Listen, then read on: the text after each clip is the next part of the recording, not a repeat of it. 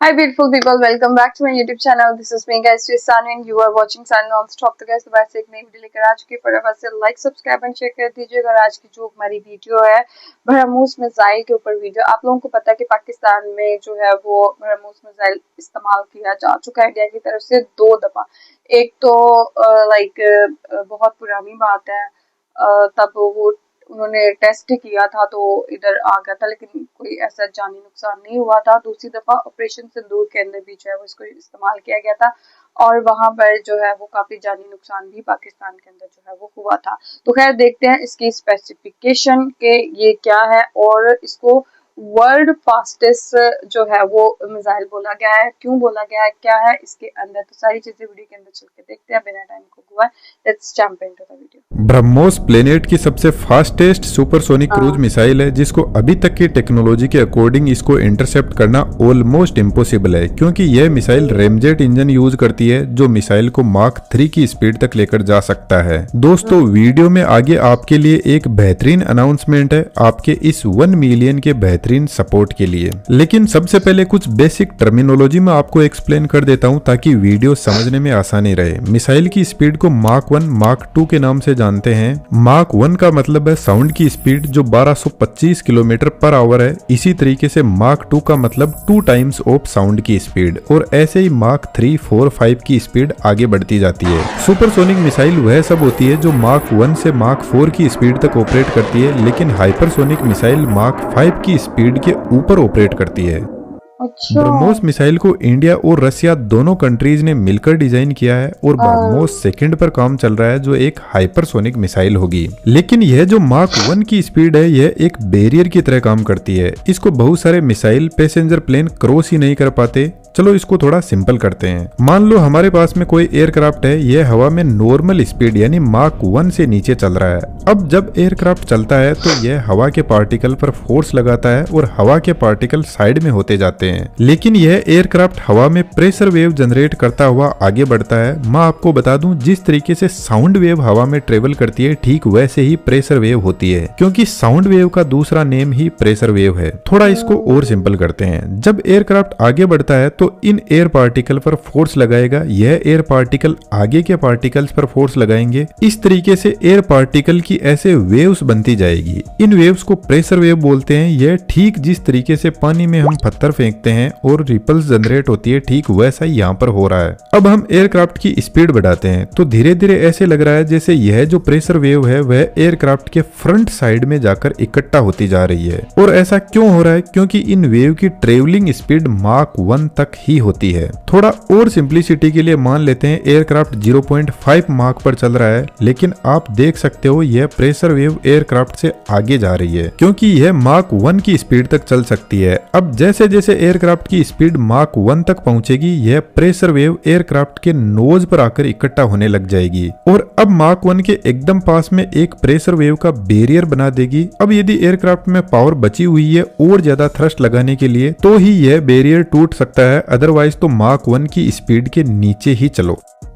तो world war second के अंदर जितने भी फाइटर जेट और एयरक्राफ्ट थे उनको ऐसा लग रहा था कि यार जैसे ही माक 1 की स्पीड अचीव करते हैं सामने कोई इनविजिबल भूत आकर खड़ा हो जाता है जो एयरक्राफ्ट को और ज्यादा स्पीड में आगे जाने नहीं देता। लेकिन आप लोगों की रफ्तार काफी अच्छी है। बहुत बहुत धन्यवाद इस 1 मिलियन के सफर तक लाइफ अड्डा चैनल को पहुंचाने के लिए। लेकिन अभी के लिए आप लोगों के लिए बहुत ही अच्छी अनाउंसमेंट भी है। हमारा जो 3D एनिमेशन का कोर्स है वह जब से हमने लॉन्च किया है उसके बाद में हमने कभी भी प्राइस को चेंज नहीं किया, एकदम फिक्स्ड प्राइस थी। लेकिन अभी नेक्स्ट 48 आवर के लिए हम आपको एक कूपन कोड दे रहे हैं, तो जो भी कोर्स आपको सही लगे उसको आप सिलेक्ट कर सकते हो और आपको कूपन कोड 1 मिलियन यूज करना है और आपको सभी कोर्स पर फ्लैट 50% का ऑफ मिल जाएगा। ध्यान रहे हम नेक्स्ट 48 आवर से ज्यादा टाइम के लिए प्रोवाइड नहीं करवा सकते। इसके अलावा आपके जो भी क्वेश्चंस है आप कमेंट बॉक्स में जरूर से लिखना, मैं आपके सभी के रिप्लाई करूंगा। अब वापस टॉपिक पर आते हैं। जब एयरक्राफ्ट इस बैरियर को तोड़ने के लिए अपने थ्रस्ट को और ज्यादा इंक्रीज करता है, जिसकी वजह से वेव्स जो इकट्ठा हो रही थी अब डिस्ट्रीब्यूट होने लग जाएगी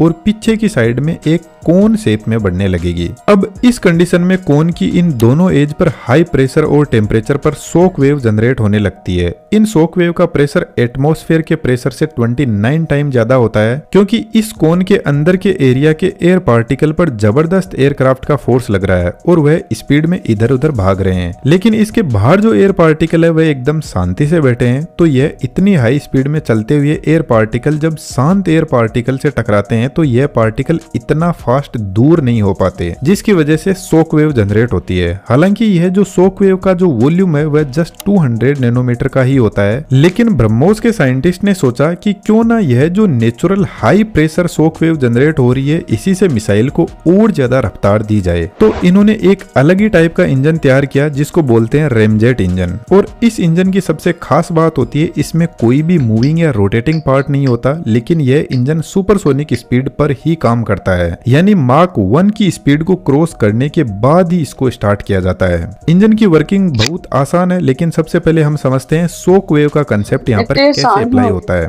फॉर एग्जांपल ऐसा कोई मिसाइल टाइप सिलेंडर है, जब यह सुपरसोनिक स्पीड पर चलता है तो इसकी बाहर की एज से बहुत सारी प्रेशर वेव जनरेट होगी, जो अभी हमने देखा था कि कोन शेप में होती है। यदि सिलेंडर के अंदर की तरफ देखें तो अंदर की तरफ भी इन सभी प्रेशर वेव को मिलाकर एक कोन बनता जा रहा है। अब इन शॉक वेव के कंबाइन इफेक्ट को हम अलग अलग क्रॉस सेक्शन पर देखते हैं, जिसके लिए हम इसको यहाँ से कट करते हैं। अब धीरे धीरे कोन के नंबर को बढ़ाते हैं और जैसे जैसे कोन के नंबर बढ़ाते जाएंगे तो जो भी खाली स्पेस है वह फिल होने लग जाएगा। एक्चुअल में एयरक्राफ्ट या मिसाइल के नोज से इनफाइनाइट कोन निकलते हैं। तो अब यदि हम सिलेंडर के अंदर की तरफ देखें तो यहाँ पर एक naturally high thickness shock wave का कोन बन गया और इन शॉक वेव के पास मैंने पहले भी बताया था हाई प्रेशर और टेम्परेचर होता है। तो यहाँ पर बिना किसी कंप्रेसर के हाई प्रेशर और टेम्परेचर अचीव कर लिया गया। इसी को रैम इफेक्ट बोलते हैं। अब यह प्रेशर पहुंचता है आगे कंबसन चेंबर के पास में। इस चेंबर के अंदर फ्यूल को जलाया जाता है और मोस्टली रैमजेट इंजन के अंदर हाइड्रोजन को एज ए फ्यूल काम में लिया जाता है। तो यहाँ जितनी भी हाई हीटेड और प्रेशर वाली एयर इस चेंबर के पास पहुंचती है तो यह उनमें फ्यूल को मिक्स करके बर्न करने लगता है, जिससे गैस और ज्यादा हाई वेलोसिटी और प्रेशर के साथ में मिसाइल से बाहर निकलती है। और न्यूटन का थर्ड लॉ ऑफ मोशन हमें यही बताता है कि एग्जॉस्ट से जितनी ज्यादा हाई स्पीड से गैस निकलेगी उतना ही ज्यादा आपको रिएक्शन में थ्रस्ट मिलेगा। और इस थ्रस्ट को बढ़ाने के लिए एक कन्वर्जिंग और डाइवर्जिंग नोजल और लगा देते हैं। अब यहाँ पर एक प्रॉब्लम आती है। आपने देखा कि इंजन की वर्किंग एकदम ही सिंपल है, लेकिन इस कंडीशन में जो मिसाइल की स्पीड है वह मुश्किल से माक 1.2 से माक 1.5 तक ही पहुंच पाएगी, क्योंकि कंबसन चेंबर प्रेशर जब एक लिमिट से ऊपर निकल जाता है तो कुछ हवा वापस साइड से स्पिल आउट करने लग जाएगी। तो मिसाइल को और ज्यादा स्पीड देने के लिए फ्रंट नोजल को थोड़ी अलग डिजाइन दी गई और एक नोज कोन को यहाँ पर सेट किया गया। अब इस न्यू डिजाइन में आप देख सकते हो जैसे जैसे एयर आगे बढ़ती है तो उसका एरिया कम होता है, जिसकी वजह से एयर का प्रेशर बढ़ता जाएगा। अब यहाँ पर भी एयर स्पिल आउट की प्रॉब्लम हो सकती है, लेकिन यहाँ पर प्रेशर ओब्लिक शॉक वेव के इफेक्ट से बढ़ता है। फॉर एग्जाम्पल जैसे हवा सबसे पहले फ्रंट नोज से टकराती है, उसके बाद में यह बाहर की बॉडी और नोज से टकराते हुए कंप्रेस होते हुए आगे बढ़ती है। इस टाइप की जो वेव जनरेट हो रही है इसी को ओब्लिक शॉक वेव बोलते हैं। अब यह वेव लास्ट में पहुंचते पहुंचते इसकी स्पीड स्लो हो जाती है और प्रेशर और टेम्परेचर इंक्रीज हो जाता है और फाइनली इस पॉइंट पर टकराकर यह एक नॉर्मल शॉक वेव से टर्मिनेट हो जाती है। इस प्रोसेस में एयर स्पिल आउट नहीं होती है, जिसकी वजह से कंबसन चेंबर को प्रॉपर प्रेशर और टेम्परेचर पर एयर मिलती रहती है। कंबसन चेंबर से हाई स्पीड एयर फ्लो हो रहा है तो यहाँ पर 2 से 3 मिली सेकेंड के अंदर ही फ्यूल का एयर के साथ में मिक्स होना जरूरी है। इसके अलावा इतने फास्ट एयर फ्लो की वजह से आग यहाँ पर बर्न आउट हो सकती है, तो फ्लेम होल्डर लगाया जाता है जो आग को बर्न आउट नहीं होने देगा। अब इस डिजाइन में यह मिसाइल माक 3 की स्पीड तक पहुंच जाती है, लेकिन रैमजेट इंजन में माक 1 की स्पीड तक इतना प्रेशर जनरेट नहीं होता है कि यह एयर के ड्रैग को हैंडल कर सके। तो माक 1 की स्पीड तक सॉलिड प्रोपेलेंट मोटर लगे रहते हैं जो मिसाइल को आगे बढ़ाते हैं। अब हम एक बार पूरा प्रोसेस देखते हैं कि यह मिसाइल लॉन्च कैसे होती है। ब्रह्मोस मिसाइल को सबमरीन, फाइटर प्लेन, इसके अलावा सरफेस से भी लॉन्च किया जा सकता है और इंडिया के पास में तीनों कैपेबिलिटीज है। स्टेप 1, सबसे पहले मिसाइल के नोज कोन के अंदर इसके वॉर हेड को रखा जाता है। अभी इसकी कैपेसिटी 300 kg तक है। यह मिसाइल न्यूक्लियर वॉर हेड भी कैरी कर सकती है। स्टेप 2, मिसाइल के कंप्यूटर सिस्टम में टारगेट की लोकेशन फीड की जाती है, साथ में फ्लाइट पाथ भी डिसाइड किया जाता है कि मिसाइल ऊपर जाकर वापस नीचे आएगी या फिर लो एल्टीट्यूड पर फ्लाई करेगी।